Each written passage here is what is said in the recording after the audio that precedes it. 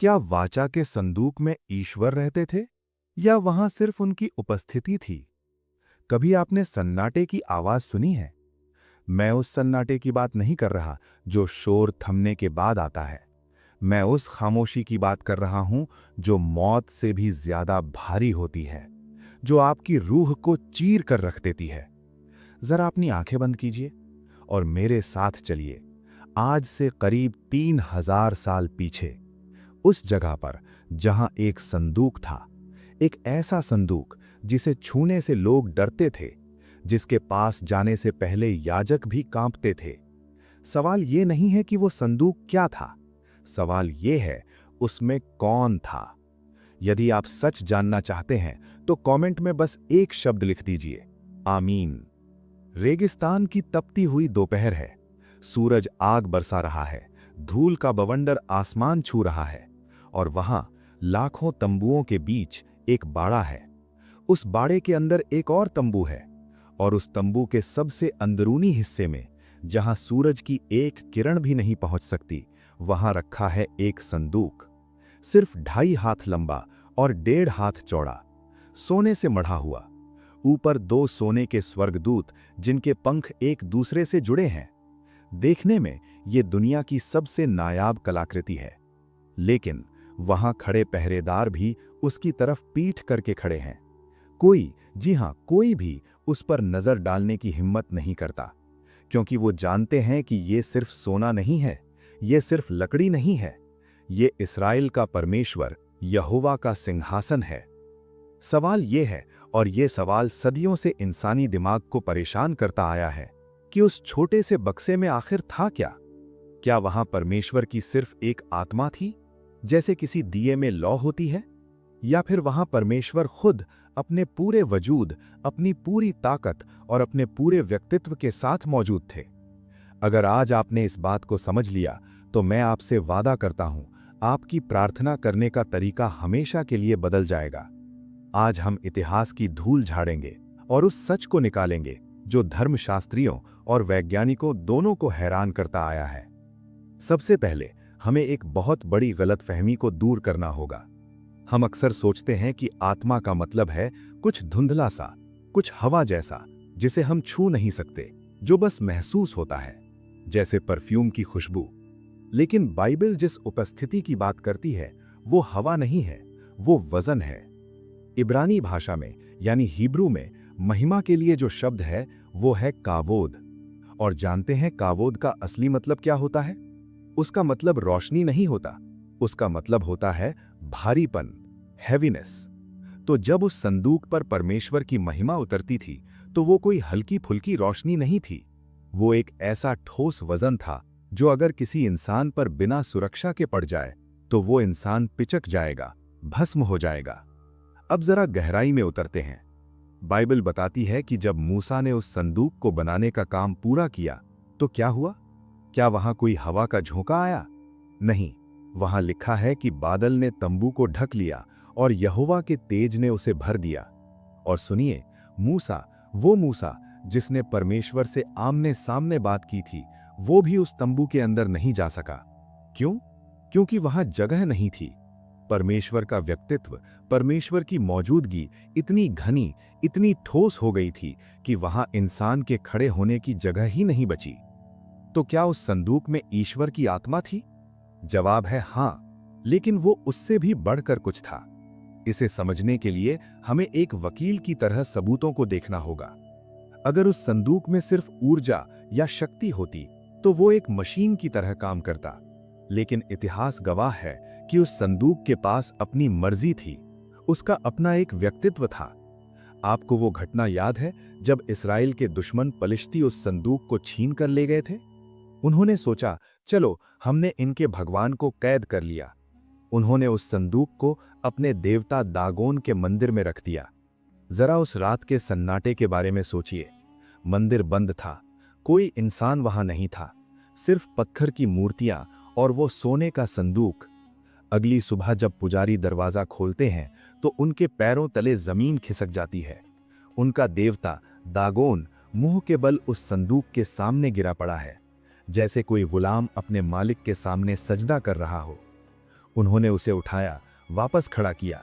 लेकिन अगली सुबह दागोन सिर्फ गिरा नहीं था, उसका सिर और उसके हाथ कटकर अलग पड़े थे। अब मुझे बताइए, क्या बिजली या ऊर्जा किसी मूर्ति का सिर काट सकती है? क्या गुरुत्वाकर्षण किसी मूर्ति को सजदा करवा सकता है? नहीं।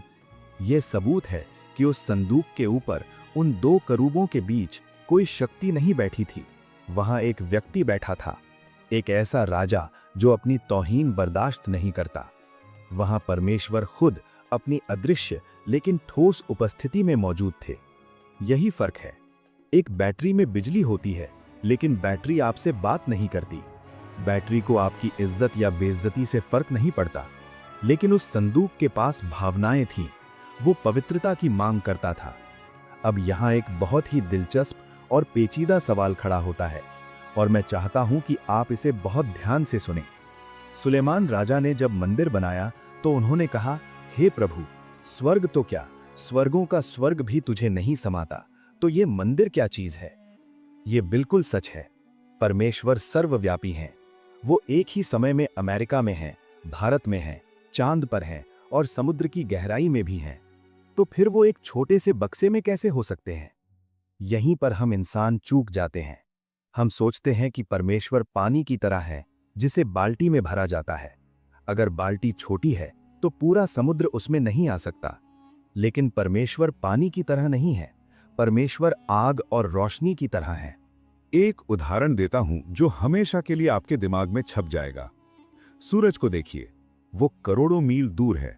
उसकी धूप पूरी पृथ्वी पर फैली है। आप उसे हर जगह महसूस कर सकते हैं। यह है परमेश्वर की सर्वव्यापकता। वो हर जगह है। लेकिन अगर आप एक बचपन का खेल याद करें, एक मैग्नीफाइंग ग्लास लें और सूरज की किरणों को एक कागज के टुकड़े पर फोकस करें, तो क्या होगा? वो सारी विशाल ऊर्जा एक छोटे से बिंदु पर सिमट आएगी, और वो बिंदु इतना गर्म हो जाएगा कि वहां आग लग जाएगी। सूरज वही है, किरणें वही हैं, लेकिन अब वो केंद्रित हैं। वाचा का संदूक वो लेंस था, वो मैग्नीफाइंग ग्लास था। परमेश्वर जो पूरे ब्रह्मांड में फैला हुआ है, उसने अपनी मर्जी से, अपनी संप्रभुता से अपनी उपस्थिति को उस 45 इंच लंबे संदूक के ऊपर फोकस कर दिया था। इसलिए वहां जो आग थी वो साधारण नहीं थी, उसे शकीना कहा गया। शकीना का मतलब होता है वो जो ठहरता है। तो जब हम पूछते हैं कि क्या वहां ईश्वर खुद थे, तो जवाब है हाँ, क्योंकि जहां भी परमेश्वर की उपस्थिति फोकस होती है, वहां वो अपनी पूरी डीटी यानी ईश्वरत्व के साथ होते हैं। वो वहां आधे अधूरे नहीं थे। जरा सोचिए उस महायाजक हारून के बारे में। साल में 365 दिन होते हैं, लेकिन 364 दिन उस संदूक के पास जाने की इजाजत किसी को नहीं थी। सिर्फ एक दिन, जिसे योम किप्पुर या प्रायश्चित का दिन कहा जाता था, उस दिन महायाजक अंदर जाता था। लेकिन वो खाली हाथ नहीं जा सकता था, उसे अपने साथ खून लेकर जाना पड़ता था। कल्पना कीजिए उस पल की जब महायाजक उस मोटे पर्दे को हटाता होगा, उसके हाथों में कटोरा है जिसमें बकरे का खून है, उसका दिल क्या जोरों से धड़क रहा होगा। बाहर लाखों लोग अपनी सांस रोके खड़े हैं, क्योंकि अगर महायाजक से एक भी गलती हुई, अगर उसके मन में एक भी गंदा विचार आया, तो वो जिंदा वापस नहीं आएगा। ये कोई कहानी नहीं है। यहूदी इतिहासकार बताते हैं कि महायाजक के कपड़ों के नीचे घंटियां बंधी होती थीं। जब तक वो अंदर चलता फिरता रहता, छन छन की आवाज आती रहती और बाहर लोग सुकून की सांस लेते कि हाँ, वो जिंदा है। लेकिन अगर आवाज आनी बंद हो जाती, तो इसका मतलब था कि उसने परमेश्वर की पवित्रता का उल्लंघन किया है। और कहते हैं कि उसकी टांग में एक रस्सी बांधी जाती थी, ताकि अगर वो अंदर मर जाए तो कोई अंदर जाने की हिम्मत न करे, बल्कि उसे रस्सी से खींचकर बाहर निकाल लिया जाए। इतना खौफ क्यों? क्योंकि वहां कोई प्रतीक नहीं था, वहां असलियत थी। वाचा के संदूक का ढक्कन, जिसे दया का सिंहासन कहा जाता था, वो पृथ्वी पर एकमात्र ऐसी जगह थी जहां पाप और पवित्रता की मुलाकात होती थी। जरा ध्यान दीजिए, संदूक के अंदर क्या था? 3 चीजें, और ये तीनों चीजें इंसान के पाप की गवाही देती थीं। पहली, 10 आज्ञाओं की पट्टियां, वो कानून जिसे हमने तोड़ा। दूसरी, मन्ना का सोने का कटोरा, वो खाना जिसे खाते हुए हमने शिकायत की, परमेश्वर पर शक किया। तीसरी, हारून की छड़ी, जो बताती थी कि हमने परमेश्वर के चुने हुए अगुए के खिलाफ बगावत की थी। यानी उस संदूक के अंदर हमारे पापों का सबूत बंद था और संदूक के ऊपर परमेश्वर की पवित्र निगाह थी। अगर परमेश्वर सीधे संदूक के अंदर देखता तो उसे हमारा पाप, हमारा विद्रोह और हमारी नाफरमानी दिखती और उसका न्याय हम सबको भस्म कर देता। लेकिन यहीं पर खून का रोल आता है। जब महायाजक उस बकरे का खून उस दया के सिंहासन पर छिड़क देता था तो एक चमत्कार होता था। परमेश्वर की नजर जब ऊपर से नीचे आती थी तो उसे अंदर रखा हुआ कानून या विद्रोह नहीं दिखता था, उसे बीच में मासूम का खून दिखता था। वो खून जो पाप को ढक देता था। और तब, सिर्फ और सिर्फ तब, परमेश्वर का न्याय दया में बदल जाता था। इसलिए वहां कोई ईश्वर की आत्मा नहीं बल्कि ईश्वर का चरित्र रहता था। उसका न्याय और उसका प्रेम दोनों वहां एक साथ मिलते थे। लेकिन दोस्तों, कहानी का सबसे रोंगटे खड़े कर देने वाला हिस्सा तो अब आता है। लोग मुझसे पूछते हैं कि आज वो संदूक कहाँ है। कुछ लोग कहते हैं कि वो इथियोपिया के किसी चर्च में है, कुछ कहते हैं कि वो यरूशलेम के नीचे सुरंगों में दबा है, कुछ कहते हैं कि बाबिल के आक्रमण के समय यिर्मयाह नबी ने उसे किसी गुफा में छिपा दिया था। हो सकता है वो कहीं पड़ा हो सकता है उसे दीमक खा रही हो या वो सोने की चमक धूल में मिल गई हो। लेकिन सच्चाई ये है कि आज उस सोने के संदूक की कोई वैल्यू नहीं है। वो अब कबाड़ से ज्यादा कुछ नहीं है। आप चौंक गए ना कि मैं इतनी पवित्र चीज को कबाड़ कैसे कह सकता हूं? तो सुनिए, इतिहास के उस पल को याद कीजिए जिसने ब्रह्मांड को हिला दिया था।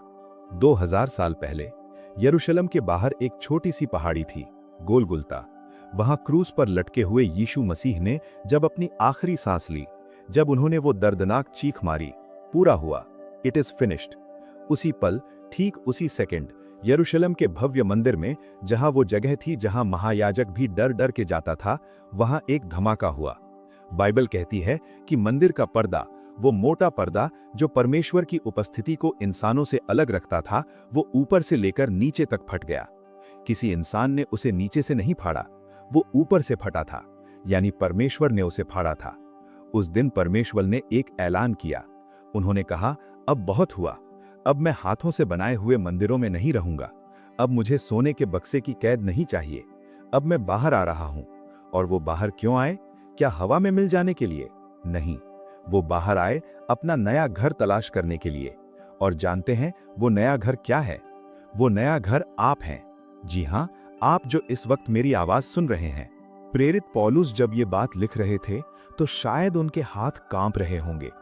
उन्होंने लिखा, क्या तुम नहीं जानते कि तुम परमेश्वर का मंदिर हो और परमेश्वर का आत्मा तुम में वास करता है? जरा रुकिए और इस बात के वजन को महसूस कीजिए। पुराने जमाने में अगर कोई उज्जा जैसा इंसान संदूक को छू लेता था तो मर जाता था, क्योंकि वो पाप से भरा था। लेकिन आज यीशु मसीह के लहू ने आपको इतना शुद्ध, इतना पवित्र कर दिया है कि वो ही भस्म करने वाली आग, वो ही शेकीना ग्लोरी आपके अंदर आकर रहने लगी है और आप भस्म नहीं होते। क्या ये आपको हैरान नहीं करता?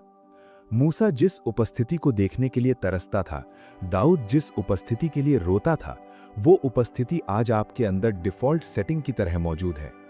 आपके अंदर भी एक संदूक है, आपका दिल। पुराने संदूक में पत्थर की पट्टियां थीं, आज आपके दिल पर परमेश्वर का वचन लिखा है। पुराने संदूक में मन्ना था, आज आपके अंदर जीवन की रोटी यानी यीशु मसीह का चरित्र है। पुराने संदूक में हारून की छड़ी थी, आज आपके अंदर पुनरुत्थान की शक्ति है, वो पवित्र आत्मा जो मरे हुओं को भी जिला दे। तो सवाल ये नहीं है कि वाचा के संदूक में कौन रहता था, सवाल ये है कि आज आप उस उपस्थिति को कैसे कैरी कर रहे हैं। पुराने नियम में याजकों को संदूक उठाने के लिए अपने कंधों का इस्तेमाल करना पड़ता था। वो उसे बैलगाड़ी पर नहीं रख सकते थे, उसे इंसान के कंधों पर ही चलना था। आज भी नियम वही है। परमेश्वर की उपस्थिति किसी मशीन, किसी बिल्डिंग या किसी गैजेट के जरिए दुनिया में नहीं जाएगी, उसे आपके कंधों पर, आपकी जिंदगी के जरिए जाना होगा। जब आप अपने दफ्तर में घुसते हैं तो आप अकेले नहीं जाते, आप वाचा का संदूक लेकर घुसते हैं। जब आप किसी बीमार के पास खड़े होते हैं तो वो सिर्फ आपकी परछाई नहीं होती, वो दया का सिंहासन होता है जो वहां पहुंच गया है। क्या आपको वो जिम्मेदारी महसूस हो रही है? सोचिए, अगर उस लकड़ी के संदूक को इतनी इज्जत दी जाती थी जिस पर सिर्फ सोना मढ़ा था, तो आपको अपनी कितनी इज्जत करनी चाहिए। आप तो यीशु के लहू से खरीदे गए हैं। हम अक्सर अपनी जुबान से गालियां बक देते हैं, हम अपनी आंखों से गंदगी देख लेते हैं, हम अपने मन में नफरत पाल लेते हैं। क्या हमें डर नहीं लगता कि हम उस मंदिर को गंदा कर रहे हैं जिसमें ब्रह्मांड का मालिक रहता है? अगर वाचा के संदूक पर कूड़ा डाल दिया जाता तो क्या होता? इज़राइल में मातम छा जाता। तो फिर हम जो चलते फिरते संदूक हैं, हम अपनी पवित्रता के साथ इतना समझौता क्यों करते हैं? दोस्तों, परमेश्वर की आत्मा और परमेश्वर खुद में कोई अंतर नहीं है। पवित्र आत्मा त्रिएक परमेश्वर का तीसरा व्यक्तित्व है। वो पूरी तरह परमेश्वर है। इसलिए जब बाइबल कहती है कि मसीह तुम में है, तो ये कोई कविता नहीं है, ये एक हकीकत है। वही ताकत जिसने ब्रह्मांड बनाया, वही ताकत जिसने लाल समुद्र को दो हिस्सों में बांट दिया, वही ताकत जिसने यीशु को कब्र से बाहर खींच लिया, वो अभी इसी वक्त आपकी सांसों में, आपकी धड़कनों में और आपकी रूह में मौजूद है। आप कमजोर नहीं हैं, आप अकेले नहीं हैं, आप साधारण नहीं हैं। दुनिया आपको देखकर शायद सिर्फ एक आम इंसान समझे, जैसे पलिश्ती उस संदूक को सिर्फ एक लकड़ी का बक्सा समझते थे, लेकिन उन्हें नहीं पता था कि उसके अंदर क्या है। वैसे ही दुनिया को नहीं पता कि आपके अंदर कौन है। जो तुम में है वो उससे बड़ा है जो संसार में है। तो अगली बार जब डर आपके दरवाजे पर दस्तक दे, जब चिंता आपको घेरे या जब पाप आपको ललचाए, तो याद रखिएगा कि आप कौन हैं। आप परमेश्वर का पता है। आप इस धरती पर परमेश्वर का मोबाइल नंबर है। अगर किसी को खुदा से मिलना है तो उसे आपकी जिंदगी को देखना होगा। उस पुराने संदूक को तो पर्दे के पीछे छिपा कर रखा जाता था, लेकिन आपको परमेश्वर ने खुले में रखा है, ताकि दुनिया आपकी रोशनी देखकर आपके अंदर के पिता की महिमा करे। अब चुनाव आपका है। क्या आप एक बंद पड़े धूल खाते संदूक की तरह जीना चाहते हैं, या फिर आप उस शकीना ग्लोरी को अपनी जिंदगी से चमकने देंगे? उस संदूक ने यर्दन नदी को सुखा दिया था। उस संदूक ने यरीहो की दीवारों को गिरा दिया था। सोचिए, अगर आप अपनी असलियत पहचान लें तो आप क्या नहीं कर सकते। आज हमने देखा कि वाचा के संदूक में परमेश्वर की उपस्थिति कैसे प्रकट होती थी, लेकिन इससे एक और बड़ा सवाल पैदा होता है। अगर परमेश्वर की महिमा प्रकट हो सकती है तो यीशु कौन है? क्या वो बनाए गए थे या वो शुरू से ही थे? इस सवाल का जवाब मैंने अपने अगले वीडियो में डिटेल में बताया है। यीशु को किसने बनाया? स्क्रीन पर दिख रहे इस वीडियो को जरूर देखिए, आपका नजरिया बदल जाएगा। उठिए, अपनी पहचान को पहचानिए, क्योंकि आप, हाँ आप, परमेश्वर की वाचा का जिंदा संदूक हैं, और ये परमेश्वर का ठोस सत्य है।